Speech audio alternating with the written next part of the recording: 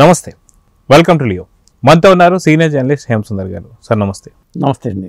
Sir, Deepika పడుకునే ఈవిడకి సంబంధించి అటు బాలీవుడ్లోను ఇటు టాలీవుడ్లోను ప్రతి దగ్గర కూడా కొంత ఇష్యూ అయితే నడుస్తుంది.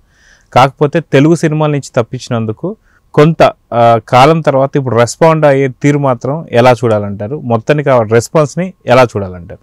ఏది మాట్లాడినా ఆచితూచి మాట్లాడాలి. ఎందుకంటే ఒక మాట 10 రకాలుగా బయటికి వెళ్ళిపోతుంది. ఇప్పుడు అమ్మాయి కెరీర్ చివరి దశలో ఉంది దీపికా పడుకునేకి. కానీ నిన్న మాట్లాడిన వివరణ కోసం నన్ను ఇట్లా అందరూ ఆడిపోసుకుంటున్నారు. కానీ జరిగింది ఇది అంటే ఆడనేది ఏంటంటే హీరోలను పట్టుకుంది, స్టార్ హీరోల గురించి. వాళ్ళు 70 ఏళ్ళైనా హీరోలుగా చేస్తారు. ఈవిడికి 40 పడిపోయినాయి, దాటిపోయింది. అసలు హీరోయిన్గా వాడు అవకాశాలు ఇవ్వటమే గొప్ప. ఇప్పుడు అలాంటిది ఆవిడ వచ్చి మళ్ళీ కొత్తగా ఇంకో వేరే హీరోయిన్ని వేరే హీరోలను కూడా కంపేర్ చేసుకుంటుంది. ఆ వివరణలో అలాగే అనిపిస్తుంది మనకి. ఎందుకంటే 8 గంటలు 7 గంటలే పని చేస్తాను నేను అని చెప్పి ఆడికి షరతులు పెట్టడం. నాకు హోటల్ రూమ్లో స్టార్ హోటల్స్లో 25 మందికి నా టీంకి బౌన్సర్లకి వాళ్ళకి సెక్యూరిటీ వాళ్ళకి అకామిడేషన్ ఇవ్వాలని ఇట్లా అంటుందని చెప్పి వైజయంతి వాళ్ళు కల్కి 2 నుంచి తొలగించారు.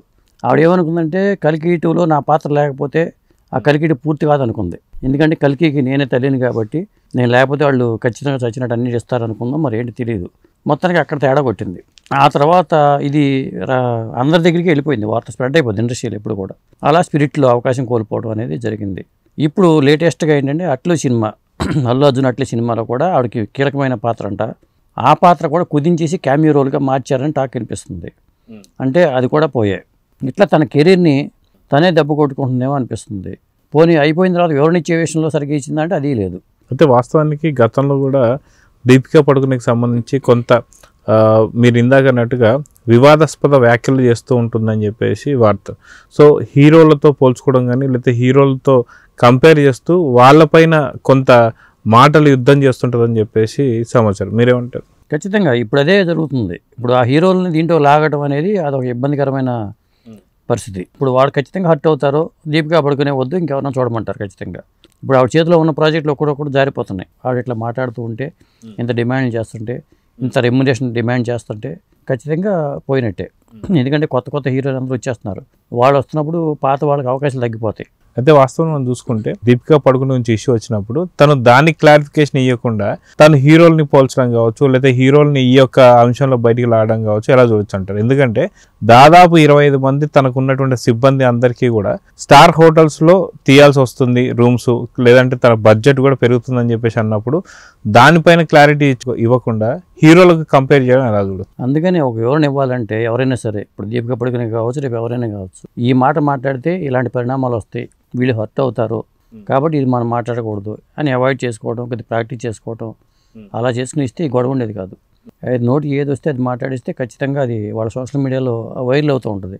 ఆవిడ కొంత మాట్లాడితే ఇంకా కొంత ఎడిషనల్గా కూడా మసాలా కూడా యాడ్ అవుద్ది. దాంతో అది లేనిపోయిన ఇప్పుడు ఆవిడ కెరీర్కి ఇబ్బందే కదా. ఇప్పుడు ఆవిడ అంతే, వాళ్ళ హస్బెండ్ కూడా అంత స్పీడ్గానే ఉంటారు. వాళ్ళు 3 పిల్లలు ఇద్దరు. ఆయనకంటే హీరో కాబట్టి నెట్టికెళ్ళిపోతాడు, అవకాశాలు వస్తూ ఉంటాయి.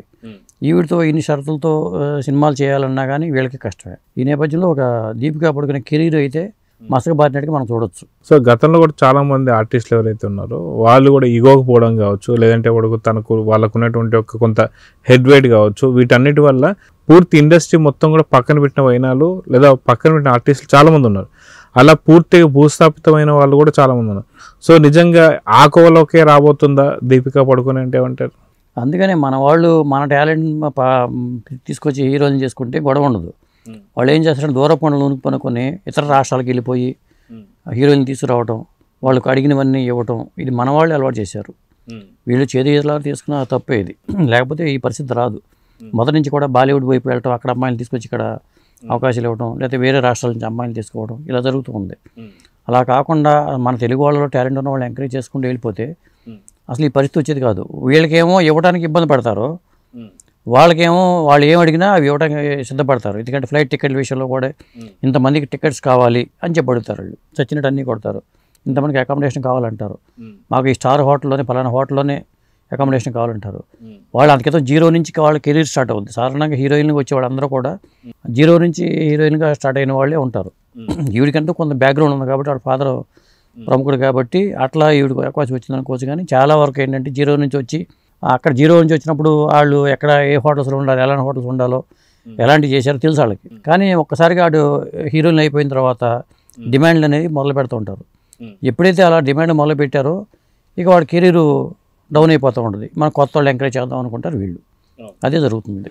సో ఓవరాల్గా మళ్ళీ ఏదైనా సరే క్షమాపణ చెప్పి కానీ లేదంటే ఇంకేదైనా జరిగితే స్పిరిట్ కావచ్చు, అదేవిధంగా కల్కి 2లో తీసుకునే అవకాశాలు ఏమైనా ఉండే అవకాశాలు ఉన్నాయంటారా? ఇప్పుడు ఈ వివరణ ఇచ్చే ముందు వివరణ ఇవ్వడం కాకుండా నేనేమైనా తప్పులు చేసి ఉంటే నన్ను క్షమించండి అని ఒక విధంగా చెప్పుంటే ఇంకా ఆవిడకి అంతో ఎంతో కొంత మెరుగుపడేది, పరిస్థితులు మెరుగుపడేవి.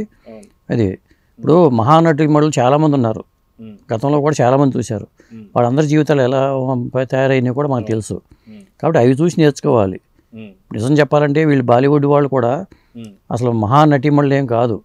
డబ్బింగ్ ఆర్టిస్టుల ప్రత్యేకతల వల్ల వాడి వాళ్ళు కొట్టుకొచ్చేస్తున్నారు తప్పితే చాలా వరకు ఆర్టిస్టులు అనుకునేవాళ్ళు, చాలా వరకు సొంత డబ్బింగ్ చెప్పుకోలేని ఆర్టిస్టులు ఎక్కువ మంది ఉన్నారు. అది డబ్బింగ్ కళాకారులు టాలెంట్ వల్లే వీళ్ళకి పేరు వస్తుంది, కానీ నిజంగా వాళ్ళ టాలెంట్ వాళ్ళు అనుకోవడం కూడా కష్టమే. అదండి. సో చూద్దాం సార్, మొత్తానికి దీపికా పడుకునే టాలీవుడ్ నుంచి అయితే బహిష్కరించబడిందనే చెప్పుకోవాలి. సో ఉన్న ఒక్క ప్రాజెక్టు కూడా నిలుపుకుంటుందా లేదా చూద్దాం మరి. నమస్తే. నమస్తే అండి. Please subscribe to Leo News for more videos.